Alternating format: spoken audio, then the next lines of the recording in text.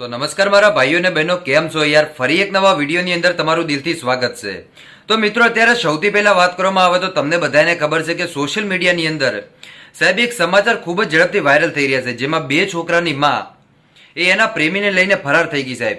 આ ઘટના જેને સાંભળી અને ત્યાર પછી તમે એ પણ જોયું છે સાહેબ કે પોલીસ સ્ટેશનની અંદર એ બેનના બે છોકરાઓ, એક છોકરો અને છોકરી બંને રડી રહ્યા હતા કે મારી માં પાછી આવે, પરંતુ એની માં સાહેબ એક રાક્ષસ કહી શકાય, કેમ કે એને બિલકુલ દયા પણ ના આવી. એ પોલીસ સ્ટેશનની અંદર સાહેબ તમે જો કદાચ એ વિડીયો ન જોયો હોય ને તો તમે એકવાર જોજો ભાઈ, કે પોલીસ સ્ટેશનની અંદર એ દીકરો ને દીકરી સાહેબ એની માં જોડે આમ હાથ મિલાવવા માટે જાય ત્યારે એની માં હાથ નથી મિલાવતી, એને આમ દૂર ફેંકી નાખે.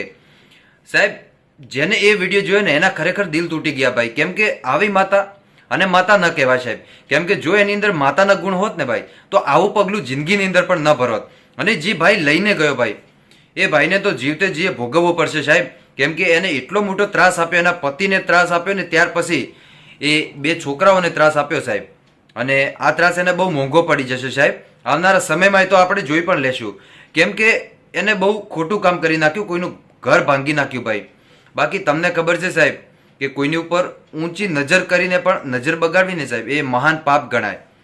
પણ આ ભાઈ આ બેનને લઈને ભાગી ગયા ભાઈ, લગ્ન પણ કરી દીધા, કોર્ટ મેરેજ કરી નાખ્યા ભાઈ, અને હવે કાંઈ નથી થવાનું, એ બંને પોતાની જિંદગીથી રહેવાના છે. પણ આ દીકરો ને દીકરી સાહેબ રાત દિવસ એટલા રડી રહ્યા છે ને પોતાની માતા માટે કે મારી માતા પાછી આવે, પણ સાહેબ એની માતા પાછી આવે મૂડમાં છે નહીં ભાઈ, બિલકુલ એને પોતાના છોકરાની પડી જ નથી ભાઈ, કે મારા છોકરા હતા કે નતા, એને કાંઈ નથી ભાઈ, એને ભાન જ નથી, પ્રેમમાં બધું ભૂલી ગઈ ભાઈ.